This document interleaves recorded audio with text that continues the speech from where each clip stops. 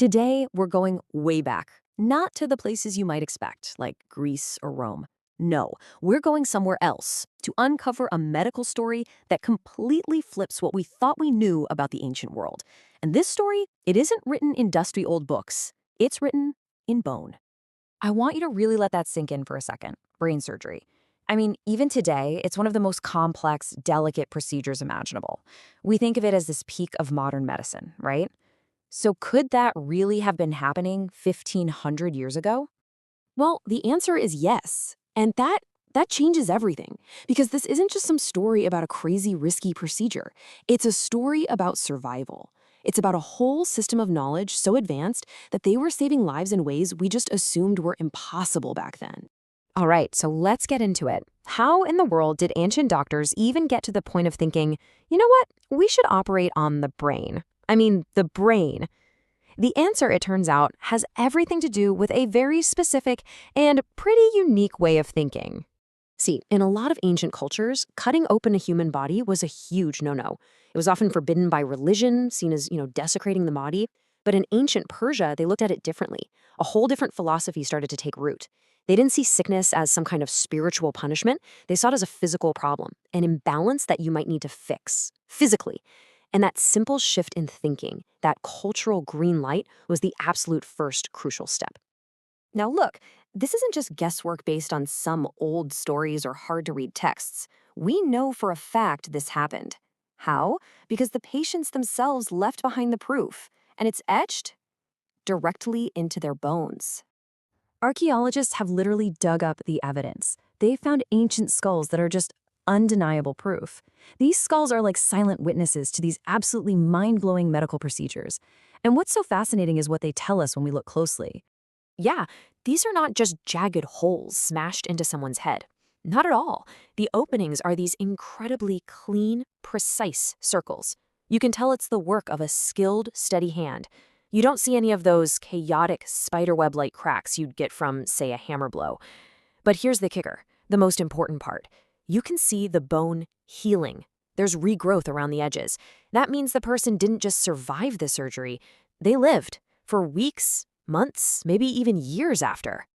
And that right there is the whole point. Survival. The objective wasn't just to cut a hole. It was for the patient to actually get better, to heal, to live on. That one fact completely changes the game.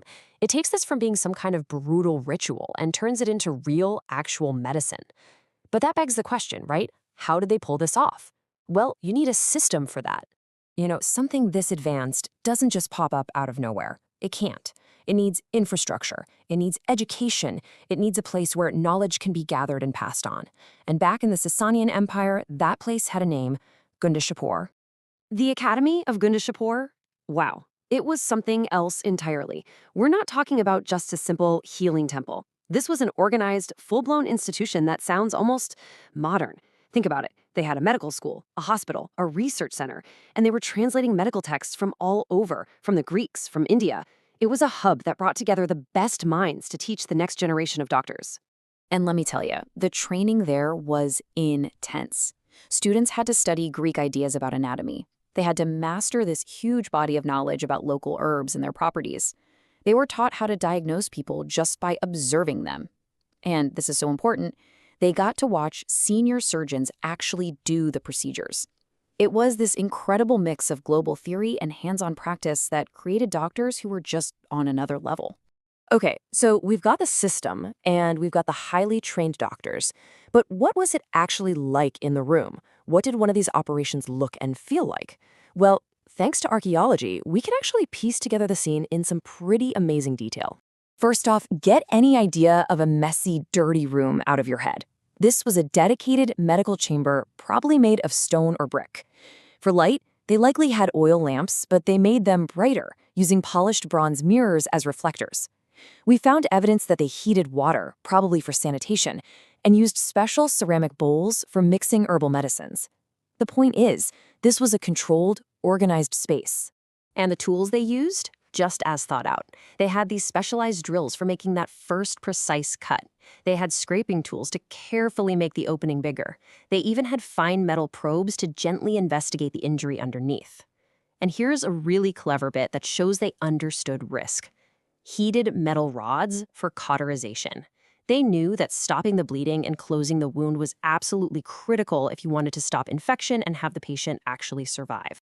So you have to ask, why even do this? Well, it definitely wasn't a cure-all. All the evidence points to it being a kind of calculated, last-ditch effort for very specific, very dangerous problems. Think about it. This was an era with a lot of fighting. So battlefield injuries, things like skull fractures or terrible swelling on the brain from a big hit, were probably pretty common. The doctors must have noticed that this pressure building up inside the skull often led to death. And so they made a logical leap. If we can relieve that pressure, maybe we can save a life. What we're really seeing here is a revolutionary moment in medical history. It's truly groundbreaking. And to fully grasp just how far ahead of their time they were, you kind of have to look at what was going on in other parts of the world. So while a lot of Europe was still working with bits and pieces of folk medicine, and where surgery was often banned by religion, Persia had this structured, documented system. They had institutions, and they treated illness like a physical puzzle to be solved. That one philosophical difference, it just blew the doors wide open for all this incredible innovation. And here's the best part. This knowledge didn't just disappear. Nope. The techniques and the traditions that were perfected in places like Gundishapur, they were passed down. They became the foundation, the very bedrock, for all the amazing medical breakthroughs made by the famous doctors of the later Islamic Golden Age. Look, if there's one single thing to take away from all this, it's this. They took one of the most terrifying things that can happen to a person, a serious head injury, and they demystified it. They used observation, they created places to learn, and they had incredible surgical skill. And with all that, they turned what was basically a death sentence into a clinical problem, a problem that could potentially be solved. We love digging into these kinds of forgotten histories. I mean, stories like this are everywhere if you know where to look. If you want to come along with us on these journeys and make sure you never miss what we uncover next, just take a second to hit that subscribe button. It really helps. So we've seen the skulls, we've seen the incredible tools, the hospitals. But wait a minute, there's a huge piece of this puzzle still missing, isn't there? How on earth could anyone survive this awake? The shock from the pain alone could kill you. Well, the answer to that, it lies in their incredible mastery of herbal medicine. But you know what? That's a story for another time. Okay, so we've covered the incredible surgical techniques, but that still leaves the single biggest question just hanging in the air. Because think about it for a second. We're talking about complex brain surgery thousands of years ago, an era completely without the synthetic anesthetics we just take for granted today. It's the one question that makes all of this seem, well, almost impossible, right? How could you possibly operate on someone's brain without effective pain control? Well, the answer isn't magic. It's a pharmacological system that's way more sophisticated than you might imagine. You see, ancient Persian physicians weren't just grabbing a random plant and hoping for the best. No way. They were using a carefully selected arsenal of botanicals, and each one was chosen for its very specific effects on the human body.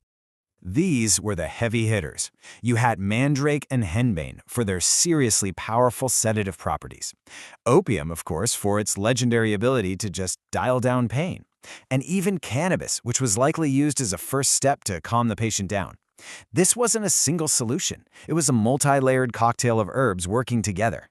And this is where it gets really cool, because this isn't folklore, it's straight-up chemistry. Mandrake is packed with these powerful compounds, scopolamine, atropine, and hyoscyamine. When you put them together, you get sedation, you get muscle relaxation, and you get this sort of dissociative state. With the right dose, that's your formula for a kind of semi-conscious anesthesia. So the crucial thing to get here is the intentionality. These doctors understood that different plants had different jobs. They were combining a painkiller like opium with a powerful sedative like mandrake. That tells us they were thinking about the problem from multiple angles, just like a modern anesthesiologist would. And that brings us to the actual strategy.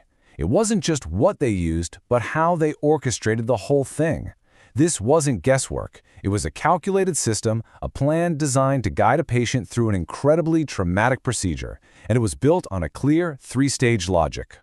And this model just brilliantly lays out their thinking. It's 3 layers. First, you reduce anxiety, maybe with some cannabis. Second, you knock down the pain with something like opium. And finally, you suppress consciousness and sensory input with the really heavy sedatives, mandrake and henbane. What's amazing is that modern anesthesia uses a very similar staged logic.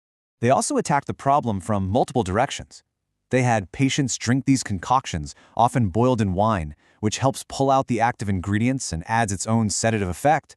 They had them inhale fumes from burnt herbs to really deepen that state.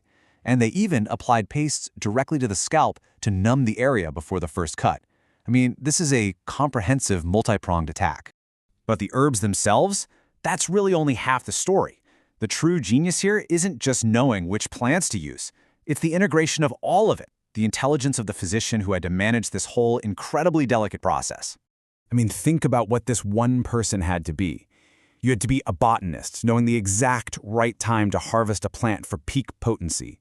You had to be a clinician, watching the patient like a hawk to make sure their breathing didn't stop. You had to be a psychologist, using rituals to manage shared terror. And the care didn't stop there. They used antimicrobial herbs like myrrh for recovery. This was a system of total patient care. So why does all this matter today? Because when we really peel back the layers, we find a logic that is strikingly familiar. It echoes the very foundations of our own modern medical practices. Let's just put it side by side. The tools? Yeah, they've changed dramatically. We've moved from plants to synthetic drugs and gases. But the core logic? A staged, multi-drug approach based on getting all the chemicals to work together in synergy? That logic is almost identical. It's a powerful reminder that the principles of good medicine often have very deep roots. And this knowledge wasn't lost. It was foundational. It was established in ancient Persia, then translated and expanded on during the Islamic Golden Age. From there, it traveled and directly influenced the development of early medicine in Europe. So this wasn't some isolated little curiosity. It was a huge chapter in the global story of medicine. And that really is the ultimate takeaway here. What these ancient physicians accomplished, it wasn't a miracle or a fluke. They were structured medical thinkers, operating with incredible botanical expertise and just plain practical courage. It was, in a word, systematic. And that system made the impossible possible.